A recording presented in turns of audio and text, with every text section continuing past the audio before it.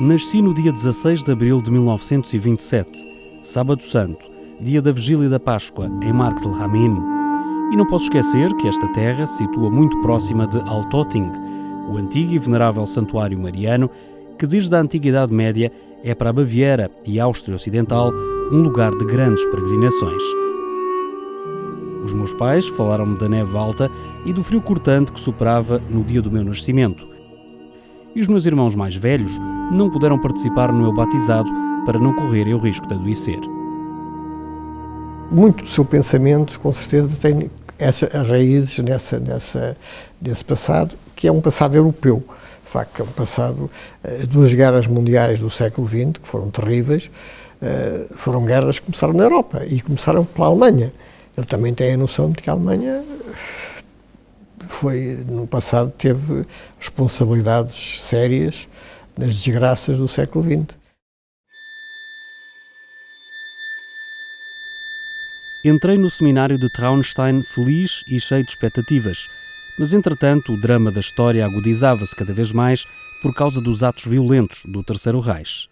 Em 1943, dada a crescente carência de pessoal militar, os homens do regime decidiram deslocar a sede dos colégios para junto de baterias antiaéreas. E foi assim que o pequeno grupo de seminaristas da minha idade entrou ao serviço da bateria antiaérea de Munique. É evidente que ele tem esse realismo de quem passou pela guerra, que sabe que a sociedade que se está a construir é construída sobre o esforço de muitos, mas que é sempre um equilíbrio delicado e que em qualquer momento esta segurança que nós consideramos que é de pedra e cal pode ruir.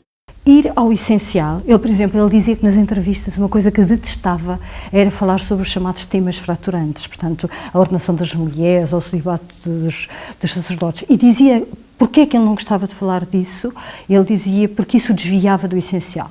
Porque se nós começamos a rodear-nos da defesa do acessório, perdemos energia para falar daquilo que é, de facto, a verdadeira fé em Cristo e no encontro com Cristo. O meu grande passo foi a ordenação sacerdotal na Sé Catedral de Friesinga. Éramos mais de 40 candidatos chamados a responder "Eis-me aqui". No instante em que o velho arcebispo impôs as suas mãos sobre mim, um pássaro levantou voo por cima do altar-mor e entoou um breve canto muito alegre. Para mim, foi como se uma voz do alto me dissesse: "Está tudo bem, escolheste a estrada certa". A busca da verdade é um mandato imperativo, digamos, para todos os homens. E nisso choca, digamos, neste preciso momento, com uma sociedade que é muito relativista. A expressão é dele: o Ocidente poderá estar ferido de morte nas suas razões e no seu sentido religioso se não mudar de rumo. Ele liga tudo. E portanto, a moral está em todo lado. Ele coloca-se, quando arcebispo, debaixo de um lema que é colaborador da verdade. E eu acho que isso ele encarna totalmente.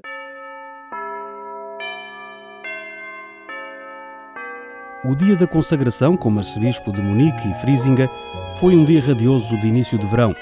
A Catedral de Munique estava magnificamente adornada e pude experimentar a realidade do sacramento.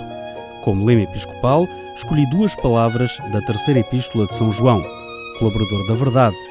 E dado que no mundo de hoje o tema da verdade desapareceu quase por completo, este lema episcopal pareceu-me mais em linha com o nosso tempo, o mais moderno, no sentido positivo do termo.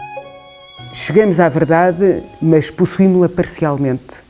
Portanto, a questão do diálogo de cada um de nós com os que pensam diferente, justamente. Portanto, como a verdade a aspiração à verdade é tarefa de todos e não de um só. E, portanto,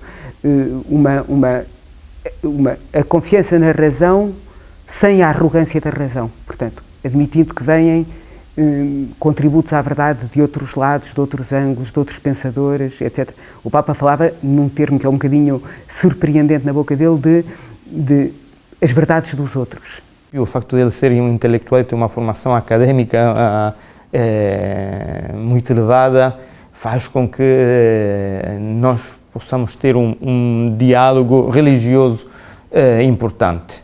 como todos nós temos a ocasião de ver quando lemos as encíclicas do Papa, o Papa tem uma clareza de discurso, uma organização no pensamento que lhe é, quase que poderia dizer, estrutural, e encontramos isso mesmo nas obras do tempo dos anos 60. Eu lembro que a primeira resposta que Ratzinger nos deu foi: essa questão é muito difícil.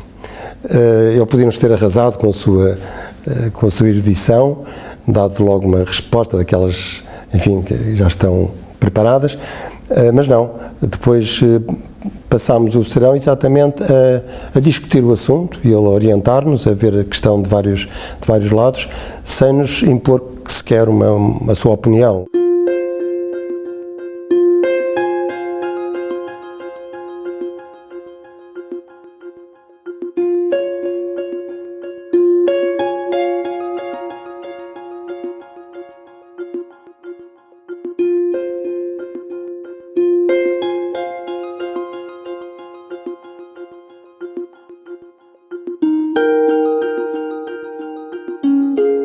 Na Congregação para a Doutrina da Fé, o Papa trabalhava com a fé, os seus limites, os seus desvios, etc. E, portanto, conhecia muito profundamente tanto o mundo teológico como o mundo filosófico na sua relação com a fé, por 25 anos de trabalho cotidiano. Foi aí que ele exerceu provavelmente no cargo que lhe seria mais penoso, porque ele era um teólogo. E para um teólogo transformar-se no fundo no julgador de teólogos era uma missão particularmente difícil. Este Papa trazia no seu currículo uma experiência de perceber onde é que estavam as feridas da Igreja, as feridas do homem, as feridas da sociedade, os pontos mais problemáticos da cultura, da evolução, enfim, do pensamento. Ratzinger era basicamente um pensador, um académico, mas um académico sério. Roma é uma cidade cheia de gatos e era costume, era famoso, o cardeal Ratzinger, quando ia a pé do seu apartamento para o escritório, quando cruzava com gatos, ou lhes dava umas bolachinhas ou conversava com eles. Portanto, essa relação com gatos preferencial é conhecida. Ratzinger veio muito na continuidade do pontificado de João Paulo II, não foi por acaso que João Paulo II o chamou para prefeito da Congregação para a Doutrina da Fé, praticamente era o braço direito de João Paulo II. Eu creio que para o cardeal Ratzinger ele nunca lhe passou para a cabeça ser eleito Papa. Aliás, ele próprio conta que quando começou a ver os votos a caírem no nome dele, começou a rezar a Deus, a dizer: não faças isto, que eu já não tenho força. Há aí cardeais muito mais novos do que eu, deixa-me descansar. Ele já tinha pedido 2 vezes a João Paulo II para se reformar, porque já estava cansado.